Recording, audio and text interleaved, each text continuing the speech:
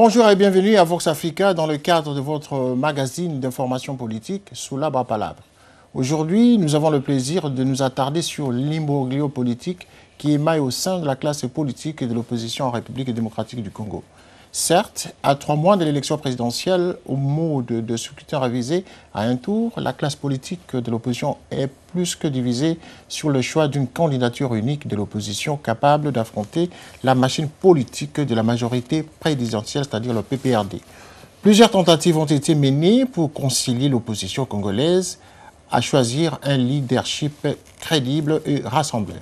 Tantôt, on parle de Vital Kamerhe, l'Union pour la Nation congolaise, tantôt Etienne Tshisekedi avec l'UDPS, et depuis peu, il y a Léon Kingo Adondo qui a formé son nouveau parti Union des Forces du Changement, c'est-à-dire l'UFC. Et sans oublier la réapparition de Jean-Pierre Bemba Gombo depuis sa cellule de la prison de la Haye qui, pour lui, croit encore à une possible victoire du MLC. Même alors que ce dernier est déjà fragilisé par les dissensions internes, notamment l'éviction de François Mwamba, ancien secrétaire général, dont la création d'une plateforme dénommée l'Alliance pour le développement et la République, l'ADR, constitue une rupture certaine avec les statuts du MLC. Enfin, que devions-nous alors retenir de l'attitude de l'opposition en RDC?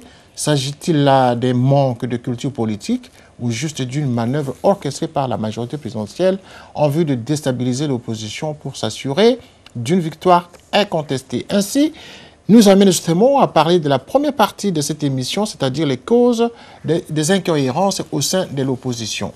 Avant tout, donc, nous allons ici sur ce plateau pour débattre de ces sujets avec des invités qui sont avec nous. J'ai ici M. Gaston Mujinga, qui est gestionnaire industriel, membre du MLC. Bonjour, monsieur. Bonjour. Et également des Jean-René Yoto, vous êtes juriste et vous êtes donc le président du CRC, c'est-à-dire le Conseil de résistance congolaise. Merci. De la diaspora. Hein. Exactement. Et enfin, M. Théophile Gombo, vous êtes représentant de l'UDPS ici en Angleterre et en Europe, je crois. En Grande-Bretagne. En Grande-Bretagne. Alors, monsieur, vous êtes invité justement à discuter avec moi sur cette question de l'opposition congolaise. Hein. Vous êtes tous originaires de la République démocratique du Congo et vous savez très bien que cette question nous interpelle aujourd'hui parce que l'opposition n'arrive pas à se choisir un leader capable d'affronter Joseph Kabila au cas où ce dernier se présenterait aux élections de novembre 2011. Qu'en pensez-vous sur cette question de l'opposition, M. Théophile Ngombo? Ouais, effectivement, la question de la candidature unique de l'opposition, compte tenu de la révision constitutionnelle qui rendait les élections présidentielles à un tour, pour nous, l'IDPS, nous sommes ouverts à tous les restes de partis, afin qu'ils puissent venir ensemble, qu'on puisse faire route aux élections présidentielles. Monsieur Yoto? Merci de m'avoir accordé la parole, de m'avoir invité pour ce grand débat. Pour la question de l'opposition à Kinshasa, c'est comme vous venez de dire dans votre introduction qu'il y a un manque de maturité politique chez nos politiciens. Pour la résistance, il a toujours approché ce problème en deux sens. Tout d'abord, nous avons toujours considéré qu'il y a la guerre au Congo et que nous ne sommes pas prêts pour aller aux élections. Mais s'il faut aller aux élections pour aller changer les choses, il faut que la classe politique de l'opposition puisse se mettre ensemble et trouver un seul candidat, surtout qu'il y a un seul tour des élections. Alors, nous allons évoluer dans l'émission. Hein. Okay. Ça, c'est justement un préambule pour tout le monde. Alors, Gaston Mujinga, vous qui êtes proche du MLC, comment vous interprétez cette question déjà hein, de l'opposition qui n'arrive pas à trouver candidat unique? Bon, merci pour l'invitation, mais je vais rectifier un peu, je ne suis pas là pour la représentation de MLC. Non, vous êtes quand même proche, en titre personnel, comme citoyen congolais. D'accord. Pour représenter seulement, pour donner mon opinion au peuple congolais. Concernant les élections présidentielles, si les Congolais ne s'entendent pas, c'est parce qu'il y a un problème au sein de la classe politique congolaise. Alors, je ne vois pas autant des intellectuels qui sont bien formés au Congo qu'on ne parvient pas à s'entendre pour trouver un consensus politique et trouver un candidat fiable. Bon, avant de trouver ces candidats fiables, est-ce que nous allons suivre justement un élément qui pourra peut-être justifier ce qui explique aujourd'hui comme conséquence, c'est-à-dire les incohérences au sein de l'opposition? est-ce que vous ne pensez pas que la révision constitutionnelle aurait été justement une des raisons fondamentales? Avant de répondre à la question, suivons d'abord cet élément.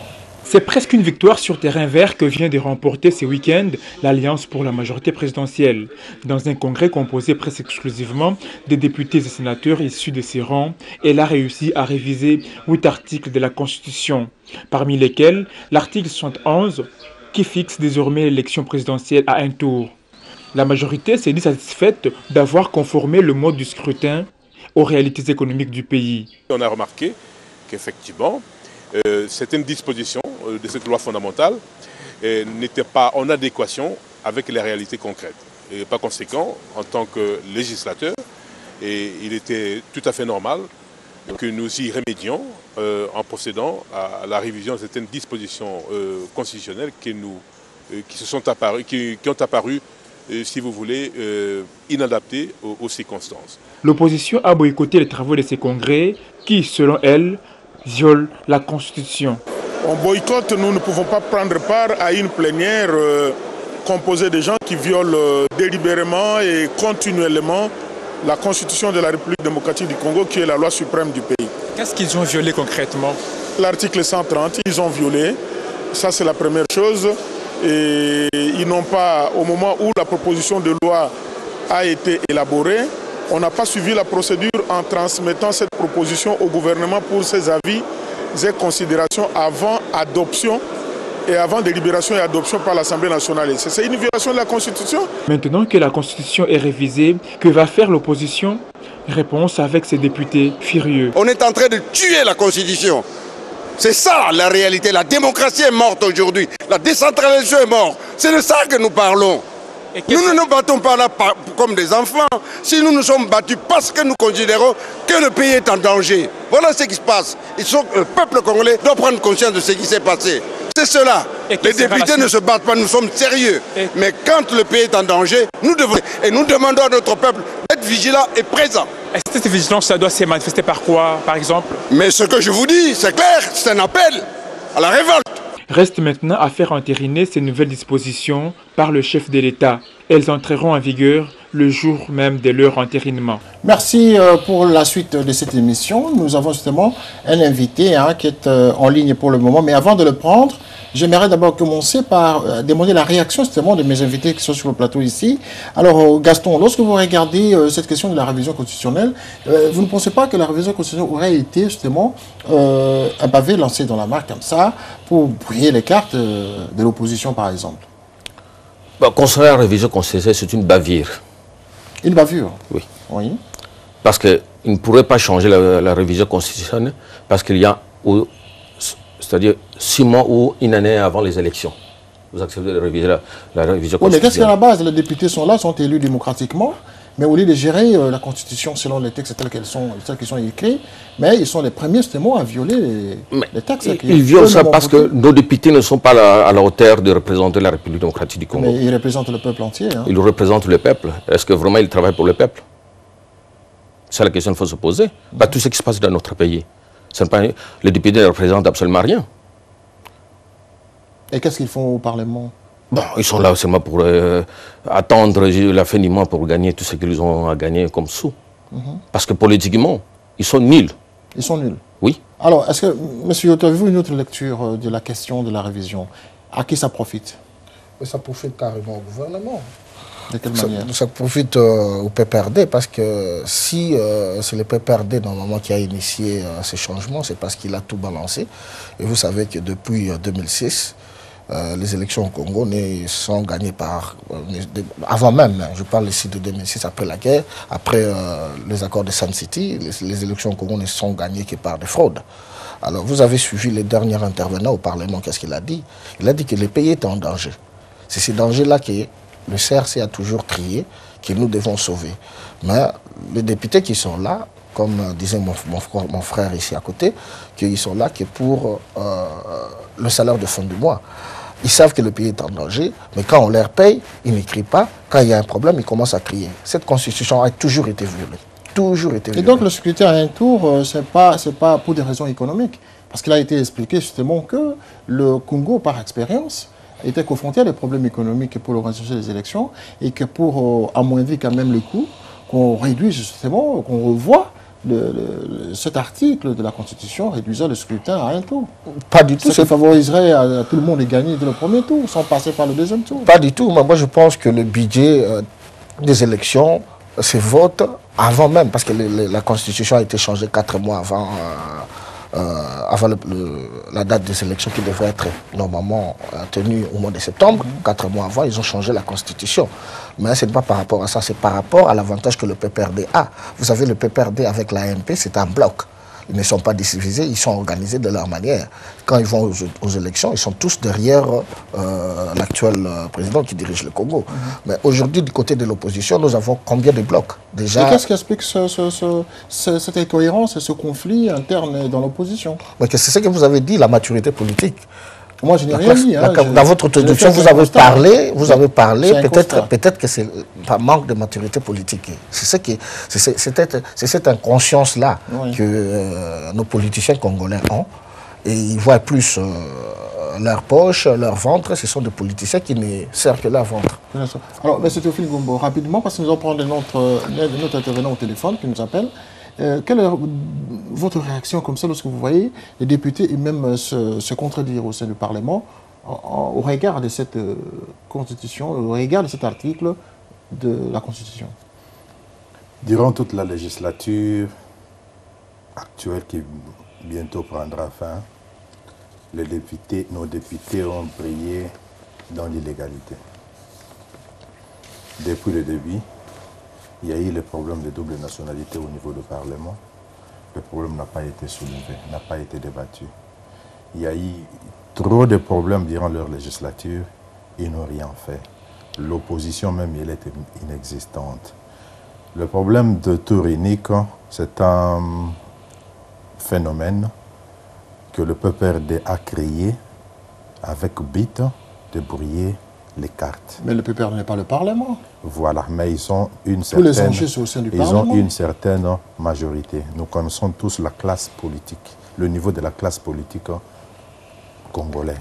L'élite même congolaise, nous connaissons qu'elle s'achète facilement par moyen de billets de dollars. Aucune crédibilité, aucun crédit accordé à ce Parlement.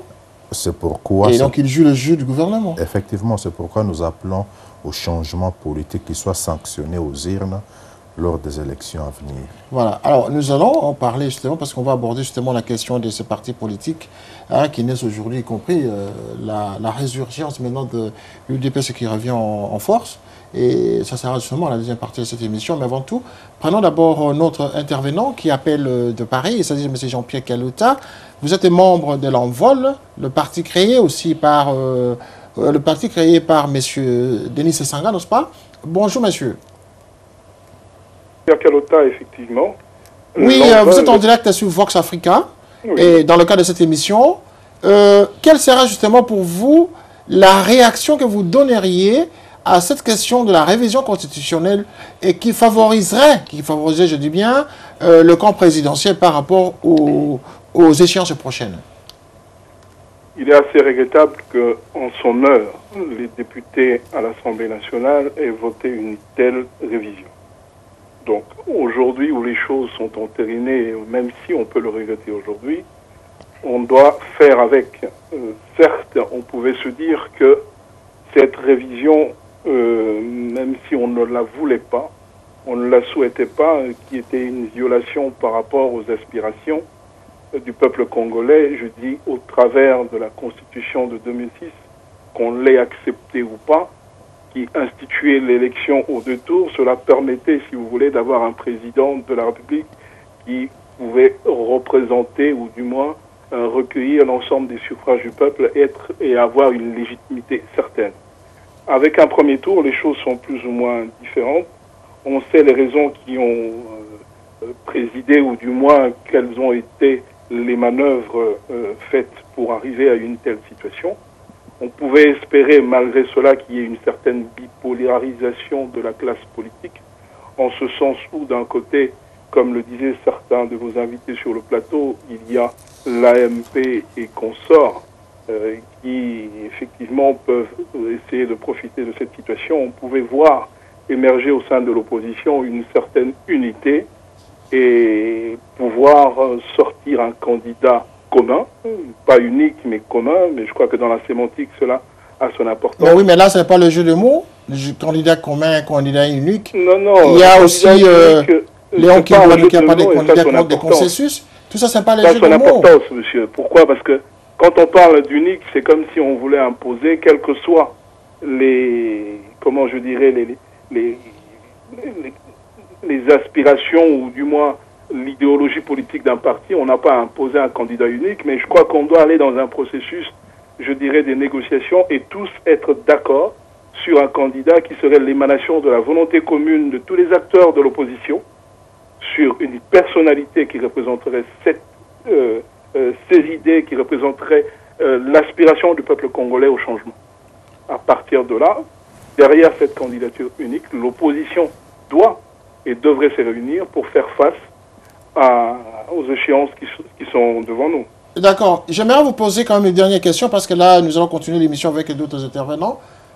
Par rapport à l'envol, parti dans lequel vous êtes membre, vous actionnez aussi, qu'est-ce qui a motivé justement la présence de l'envol aujourd'hui, alors que vous savez très bien que le Congo n'en a plus besoin autant de partis politiques? Est-ce que ce n'est pas pour rien? Le problème, c'est pas de dire qu'on n'a pas besoin d'autant de partis politiques, parce que quel que soit ce qu'on est, je crois qu'on a des opinions, ou du moins, je dirais, une approche différente. Même si on est tous des Congolais, on veut tous des changements, mais on a une approche différente de ce qu'il y a à faire. Mais cela ne peut pas empêcher à ce que cette diversité de points de vue, ou du moins dans le genre d'action qui peut pouvoir être menée, cela ne doit pas empêcher qu'on arrive à un consensus et à un choix unique, à un choix d'un candidat commun. Je dirais que l'envol qui aujourd'hui devient parti politique a existé depuis un moment en tant qu'un ensemble de volontaires pour le développement de la République du Congo, par des actes qui étaient de sensibiliser les populations et les couches, je dirais, paysannes et associatives de la classe congolaise à un processus de développement. Mais aujourd'hui, nous franchissons le Rubicon, nous disons que les idées qu'on apportait ou qu'on inculquait au sein de la population, au sein des classes paysannes, au sein des classes populaires, on veut les amener sur le plan politique afin que nous soyons nous-mêmes acteurs. Mais cela ne veut pas dire aujourd'hui que nous venons nous rajouter en tant que parti politique à un certain imbroglio qui peut se présenter. Je crois que la démocratie a ceci de bien, c'est que ça donne à chacun le droit au chapitre de pouvoir s'exprimer. D'accord. Mais d'accord, monsieur. Ne veut pas dire forcément... Oui, il faut conclure rapidement parce que nous allons continuer l'émission avec la section sur le plateau. Je dirais que cette diversité ne peut apporter, je dirais, qu'un plus. Cela ne va pas empêcher les Congolais, en tout cas ceux de l'opposition, de s'unir derrière une candidature qui serait commune à l'ensemble de la classe politique de l'opposition pour changer le régime en place. Merci beaucoup, monsieur Kalota.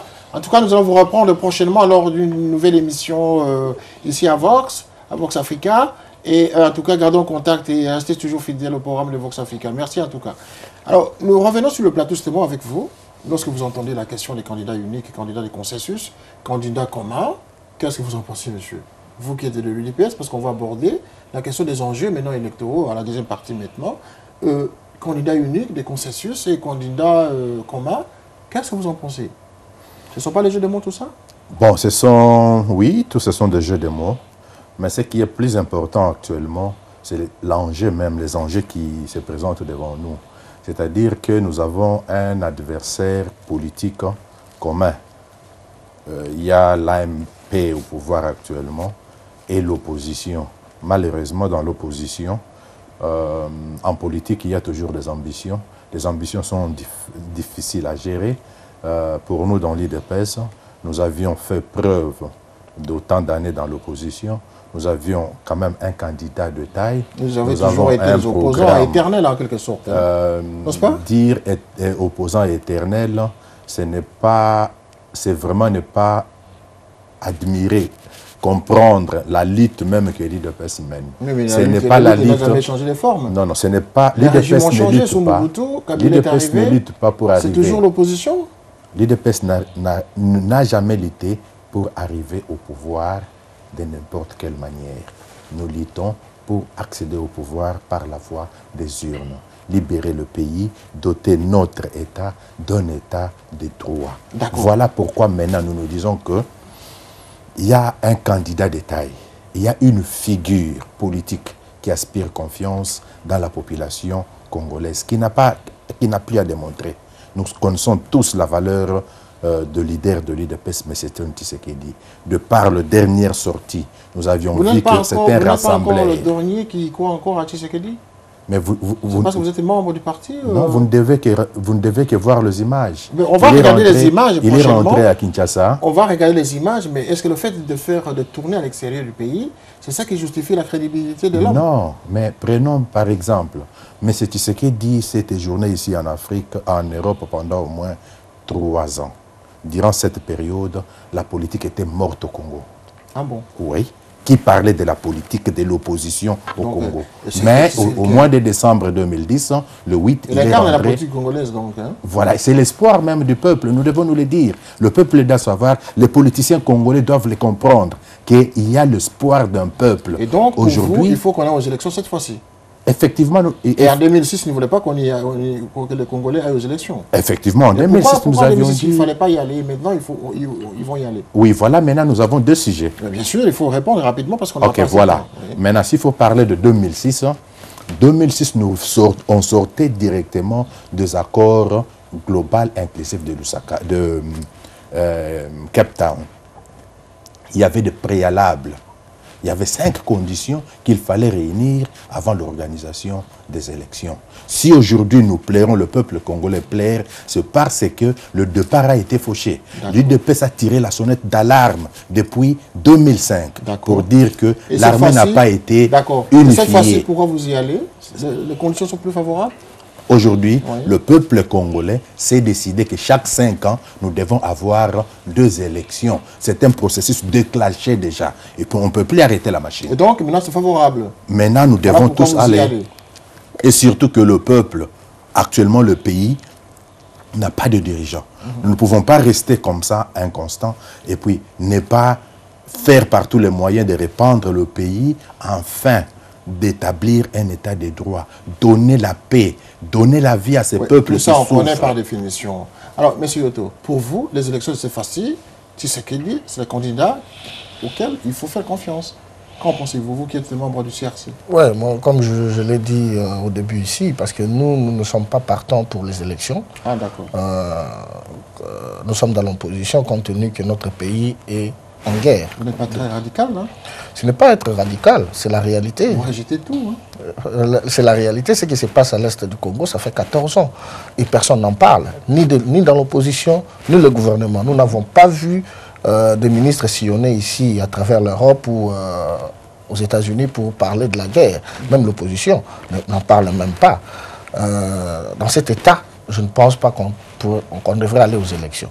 Mais par rapport à ce que mon frère venait de dire de 2006, ce n'est pas vraiment pour le contredire, mais je pense que l'UDPS était dans le processus. Quand il a demandé déjà à ses combattants de ne pas de boycotter tout d'abord le référendum, parce qu'il en tenait compte tout d'abord, il n'était pas content. Et après, par après, il a dit quelque part... Le référendum constitutionnel, vous faites allusion. De 2006. Ouais. Par après, il a demandé de réintégrer le processus. Donc il ne parlait même pas de 5. Donc il ne parlait même pas de 5 préalables. Et par contre, nous sommes restés en dehors de ce processus depuis 2006 parce que nous avons dit que les conditions, parce que nous avons un problème de crise identitaire. Mon frère venait de le dire, il a dit qu'ils ont posé un problème de double nationalité au niveau du Parlement qui n'a jamais été résolu. Alors, quand le préalable, c'est la seule façon qu'on devrait... Parce que nous n'étions pas d'accord avec la conférence de Sun City, parce que cette conférence n'a pas été vraiment gérée par des Congolais. Mais c'est la seule conférence qu'on avait fait confiance, c'est la conférence nationale souveraine, une conférence convoquée par des Congolais. Oui, mais ça c'est 20 ans en arrière. Les choses ont évolué par la suite, il faut s'adapter avec son temps. Non, moi j'ai comparé les 2 conférences. Mais je parle maintenant de 2006, le préalable de Sun City n'a pas été... Et maintenant, là, vous dites il ne faut pas y aller. Il ne faut pas y aller. Il ne faut pas y aller. Non. Et donc, on peut laisser toujours le gouvernement actuel gérer les affaires courantes. Jusqu'au jour où vous serez content. Non, tout d'abord, on devrait normalement organiser ce que j'appelle une conférence sécuritaire pour voir ce qui Avec qui à ce moment-là? Entre les Congolais, parce que entre les Congolais, il faut quand même qu'il y ait une autorité dans le pays, non? Bien sûr que avec qui? Bien sûr que oui, mais nous n'avons rien à reculer, parce qu'il y a quand même des autorités dans le pays. Nous devons organiser avec l'opposition et ceux qui dirigent le Congo pour voir le problème de l'Est. Comment en terminer avec cette guerre qui dure... Avant d'aller aux élections. Avant d'aller aux élections. Voilà, on ne peut pas aller aux élections en guerre. Monsieur Gaston, il faut réagir rapidement, parce qu'on va regarder un élément pour illustrer justement l'émergence des différents partis politiques au Congo. Et concernant les candidats, plusieurs ou non plusieurs candidats aux élections présidentielles, ou un seul candidat, voilà. Ça c'est pas un problème. C'est pas un problème. Le problème, est-ce que ces candidats sont fiables pour la nation? Est-ce qu'ils sont vraiment valables pour défendre les intérêts des Congolais? Au Congo, on ne discute pas le problème politique du front de notre nation. Le frère vient de souligner sur le problème de la nationalité, de double nationalité. Ça c'est un petit problème. Mais il faut trouver une consensus, trouver une solution qui dirigera le Congo dans le futur pour le mettre en ordre au point de vue politique et économique. C'est ça le problème du Congo. Le problème de la nationalité au candidat unique. Ça, c'est le problème. Mais si on laisse tomber... Et pourtant, c'est ça qui pose le problème, parce qu'il faut trouver quand même... si l'opposition était quand même... Refuser de ne pas aller aux élections, oui. C'est un danger aussi. Voilà. Parce que vous laissez toujours le même candidat que vous critiquez. Vous le laissez toujours au pouvoir. Et jusqu'à quand vous allez le débarrasser avec? Lorsqu'ils auront fait tout le nettoyage... Vous allez créer encore une autre Mobutu. Parce que quand vous avez laissé Mobutu 5 ans, 10 ans, 15 ans, 20 ans, après... Alors, parce que vous parlez justement des candidats, nous allons regarder un candidat aussi qui s'est illustré, celui sur lequel on pensait qu'il pouvait réunir toute l'opposition. Regardons cet élément. Voici l'homme sur qui porte tous les pronostics depuis un certain temps comme futur challenger de Kabila. Il s'agit de Vital Kamerhe, ancien président de l'Assemblée nationale et ancien secrétaire général du PPRD, parti présidentiel. Dans son interview exclusive accordée à Vox Africa à son domicile, Kamerhe nous a révélé ce qui suit.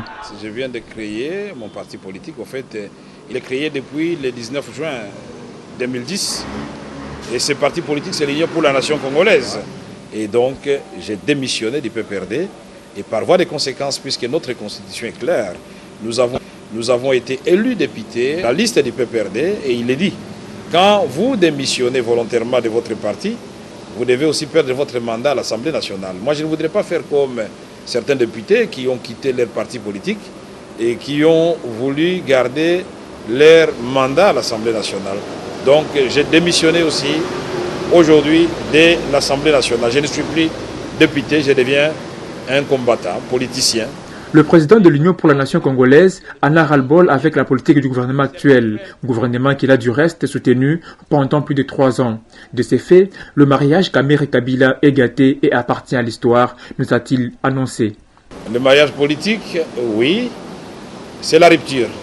Donc, nous avions des divergences fondamentales. Nous avons des désaccords profonds sur des grandes questions qui concernent le principe de séparation des pouvoirs, qui concerne la gouvernance de notre pays, qui concerne la gestion des grandes crises dans notre pays, notamment la gestion de la crise à l'est du Congo. Et tout cela, nous disons, bonne chance au président de la République et son équipe, mais nous sommes portés d'une autre vision et de notre projet de société qui privilégie avant tout l'intérêt du peuple congolais. Les élections de 2011 approchent et les armes s'affûtent de part et d'autre. Vital Kamerhe n'exclut pas sa possible candidature à la présidentielle. Mais j'ai dit que ma candidature à la présidentielle 2011 n'est pas exclue. Mais ceci dit, je vais suivre toute la procédure en la matière. Je vais demander à mon parti de me désigner candidat. Kamerhe s'est dit prêt à répondre à l'appel du peuple, faisant ici allusion à l'appel lancé samedi dernier par Étienne Tshisekedi de l'UDPS au parti acquis au changement à se mettre ensemble pour lutter contre le pouvoir actuel. Voilà, nous venons de suivre là donc un élément qui annonçait donc la sortie officielle de l'Union pour la nation congolaise de Vital Kamerhe, qui n'a pas cassé ses ambitions en tout cas, qui a annoncé qu'il serait candidat en tout cas aux élections de 2011. Alors, c'était un candidat perturbateur ou juste quelqu'un sur qui on peut vraiment faire confiance, monsieur? Je dirais c'est un candidat perturbateur pour une raison simple. que Vital Kamerhe a évolué avec M. Joseph Kabila. C'est lui qui a battu campagne. Si peut-être nos gens de MLC étaient ici, nous avions tous suivi comment est-ce que Kamerhe battait campagne pour Joseph Kabila. Et maintenant, il ne nous dit pas qu'est-ce qui lui pousse à devenir opposant. Kamerhe a plusieurs questions à répondre. La question de sa nationalité douteuse. Il ne peut pas prétendre postuler à la magistrature suprême, ça toutefois dire aux Congolais exactement ses origines. Non, donc, on va revenir à cette question plus tard. Mais cette fois-ci-là, j'aimerais d'abord prendre un autre intervenant qui appelle de la République démocratique du Congo. Il s'agit de Mme Elisa Kabasele, qui est candidate justement à la députation en République du Congo pour la campagne qui va venir bientôt. Bonjour madame.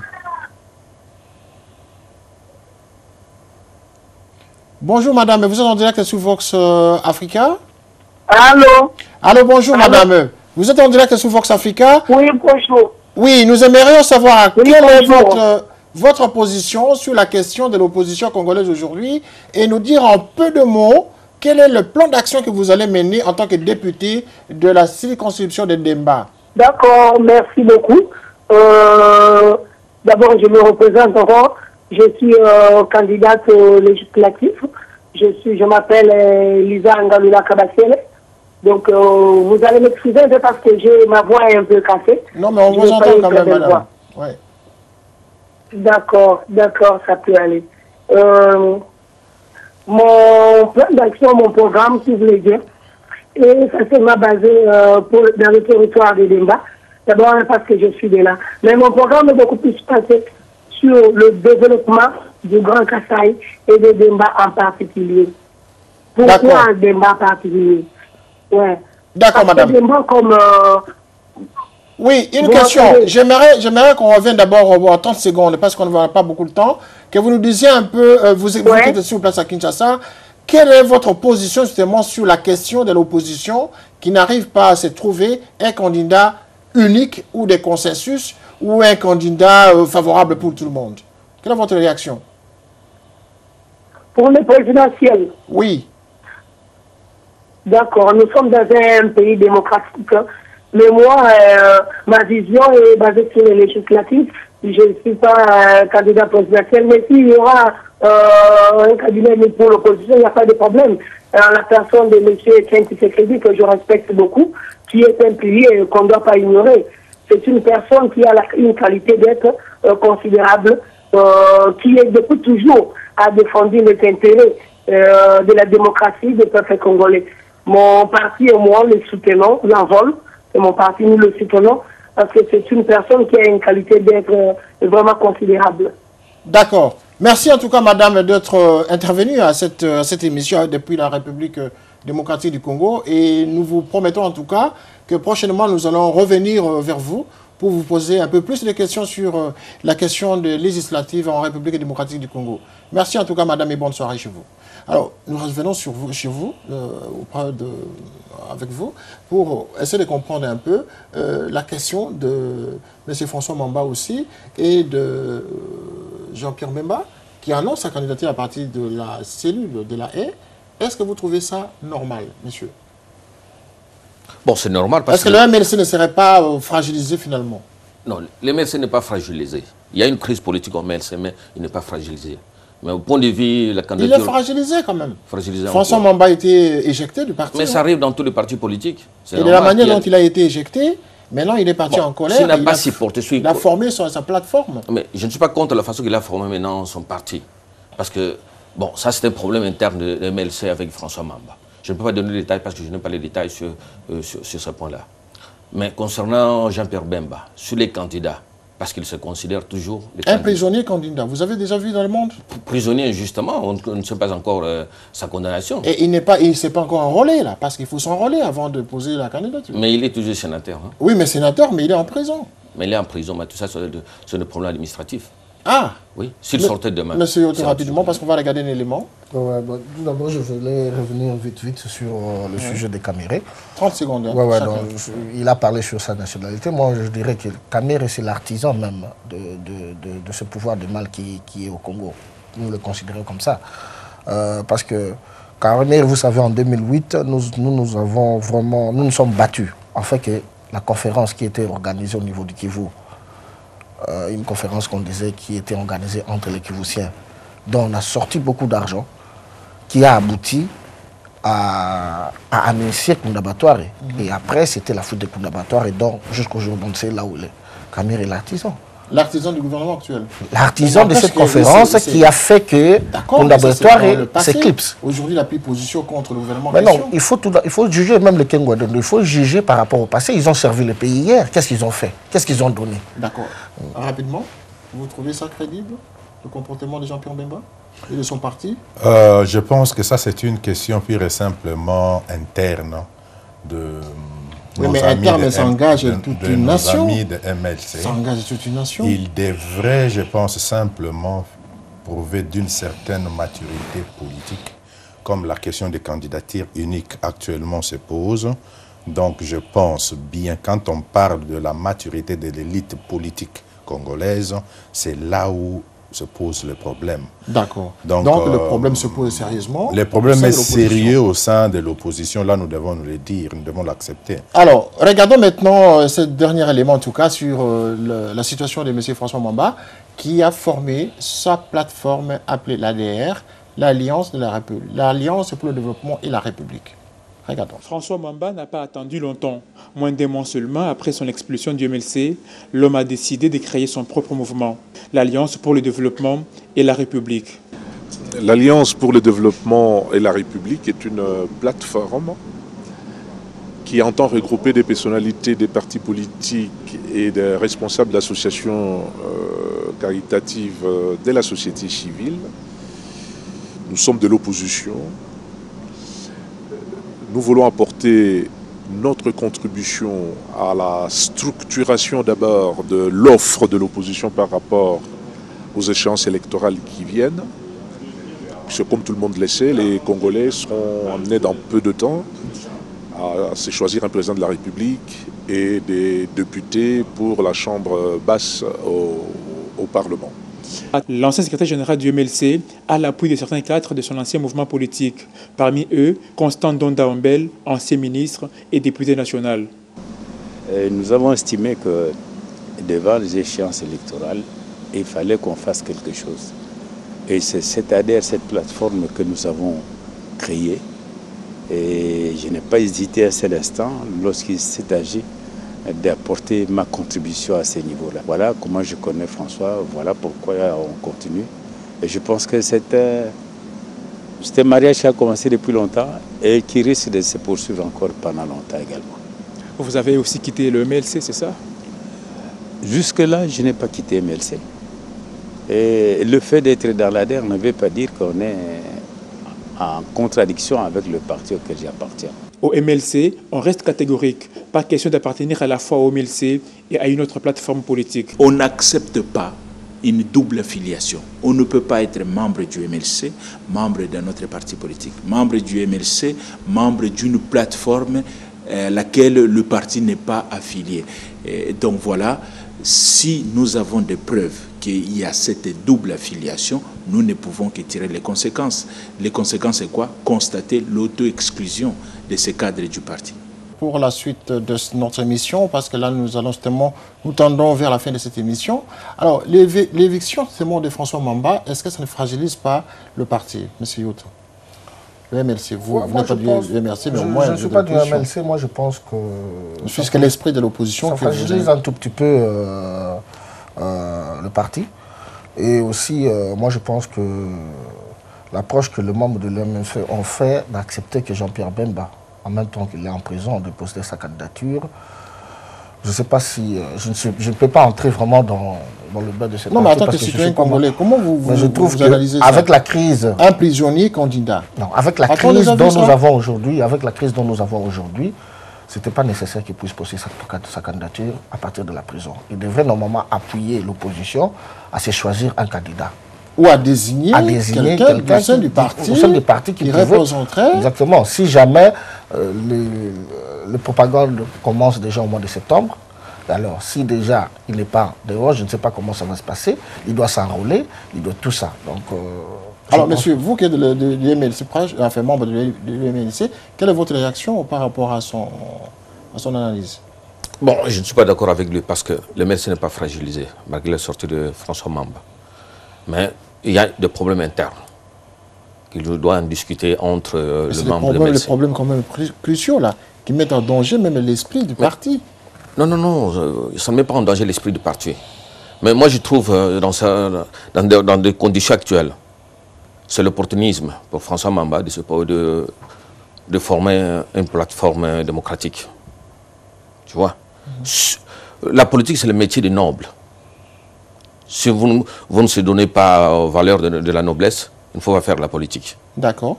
Ça, c'est une définition de la politique que vous nous donnez aujourd'hui en tant que membre du MLC. Donc, Jean-Pierre Bemba, c'est un noble. En quelque sorte. Ah oui, en quelque sorte. Alors, monsieur, nous tendons vers la fin maintenant de l'émission. Il nous reste 3 minutes.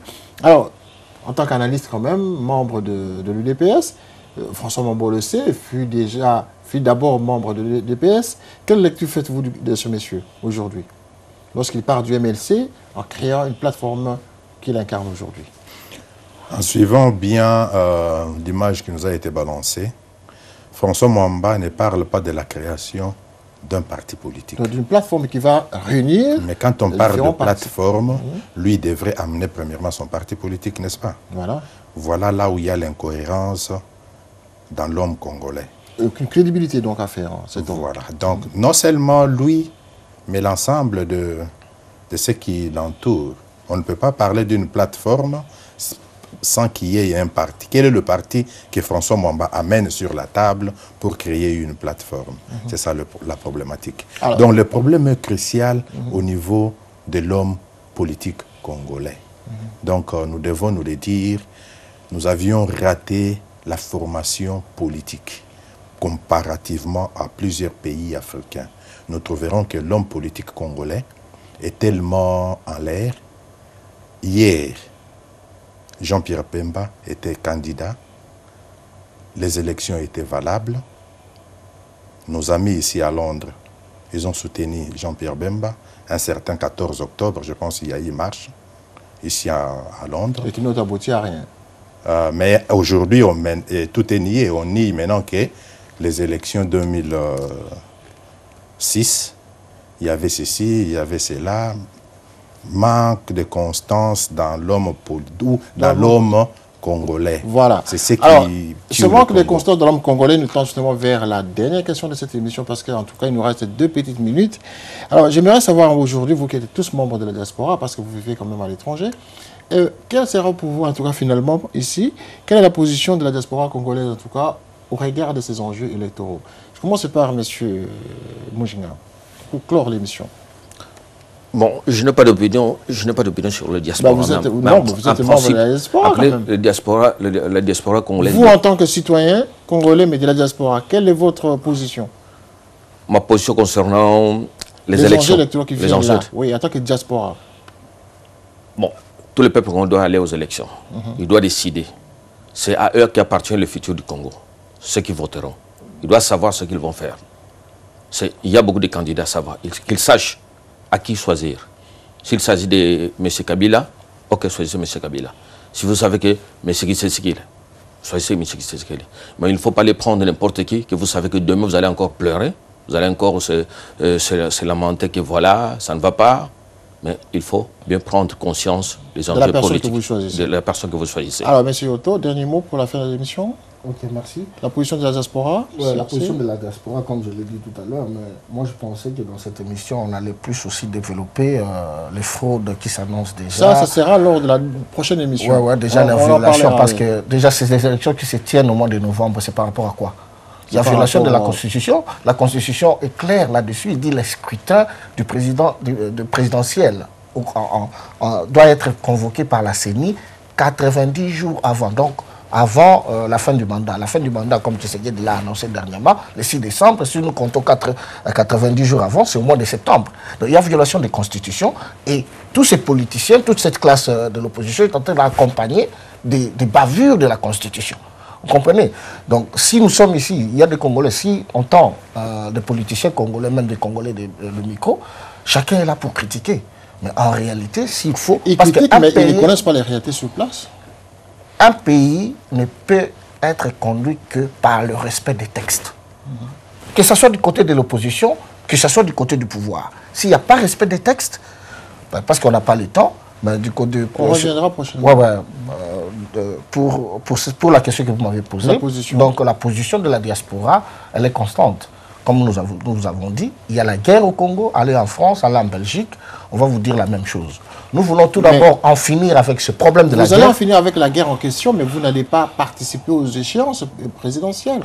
Parce que la Constitution ne vous permet pas. Vous un pays en guerre, vous savez pourquoi nous avons eu des problèmes en Côte d'Ivoire? Parce qu'une partie était en guerre. Le Nord était occupé. C'est là où Ouattara avait tout son espoir. Si jamais ils font ça, je vais rentrer là-bas. C'est la même chose. Vital Kamerhe venait de le dire. La situation de crise qui règne à l'Est, personne n'en parle. Quand ils sont au pouvoir, ils ne le disent pas.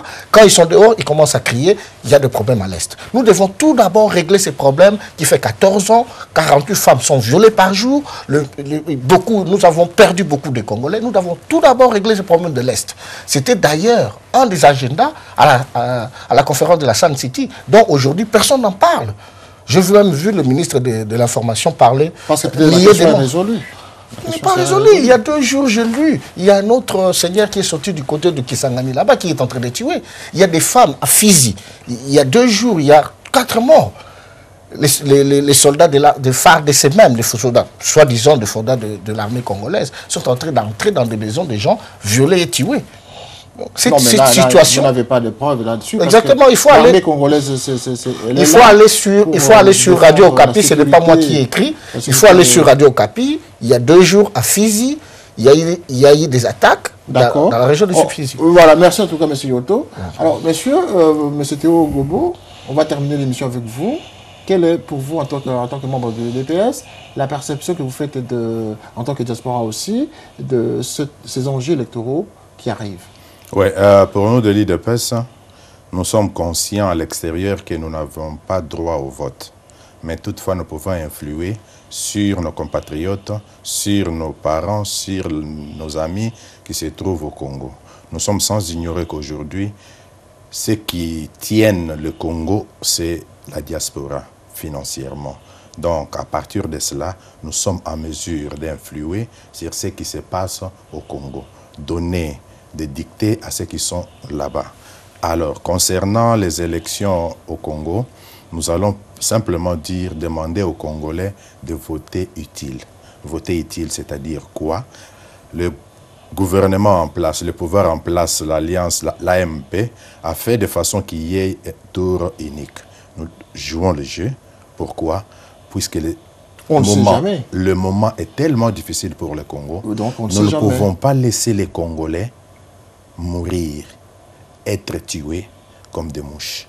Le moment est là pour se choisir un bon dirigeant. Voilà. Pour le faire, M. Etienne Tshisekedi a fait de preuves durant toute sa vie dans l'opposition. Et donc, c'est un candidat crédible pour le DPS, que nous demandons au peuple congolais de faire confiance, de porter leur choix, de voir est-ce qu'il faut voter Jean-Pierre Bemba qui est en prison, c'est une voie jetée. Vital Kamerhe, il faut voter Vital Kamerhe qui est sorti presque de méandre, celui qui a formé l'AMP. C'est presque remettre Joseph Kabila au pouvoir. Est-ce qu'il faut voter Léon Kengo-Wadondo, qui jusque-là, il est président de Sénat? C'est une voie jetée. C'est remettre encore Joseph Kabila au pouvoir. L'unique personne actuellement, je pense que Kengo a été là. Nous ne voulons pas aller trop loin. Il a une nationalité douteuse. Ne parlons pas de nationalité aujourd'hui. Mais là, nous parlons... Nous n'aurons jamais de solution au Congo. Non, mais nous parlons... C'est ce que... Voilà, c'est pourquoi nous disons qu'il y a... On va voter l'unique candidat, voter utile, l'unique candidat qui aspire confiance, l'homme qui peut nous ramener la paix à l'Est. Nous avons tout un programme qui va bientôt mettre sur la place publique. Vous avez tout dit. Il y a beaucoup, je n'ai pas tout dit, non, mais il y a beaucoup à dire. En tout cas, pour l'essentiel, pour vous avez dit l'essentiel, parce que nous sommes déjà à la fin de l'émission. Vraiment, nous allons refaire l'émission sur un autre projet. Mais avec beaucoup de temps, non, il n'y a pas de afin problème. qu'on puisse exprimer, on va expliquer aux Congolais les enjeux, puisque nous n'avons pas eu tellement à expliquer l'enjeu. Pourquoi aller aux élections? Pourquoi les élections sont importantes aujourd'hui au Congo? Devrions-nous attendre la libération par les armes? Oui, mais pour quand? Il y a les enjeux, nous devons nous expliquer. Merci en tout cas d'être parti à cette émission et merci d'avoir participé à ces grands débats. Hein. Je me remercie en tout cas pour votre fidélité parce que ce n'était pas facile aujourd'hui de discuter de cette question des enjeux électoraux. Merci en tout cas à tous les téléspectateurs qui nous regardent à cet instant et vous remercie en tout cas pour une nouvelle édition la semaine prochaine. Et restez fidèles au programme de Vox Africa et à très bientôt sur Vox Africa. Merci.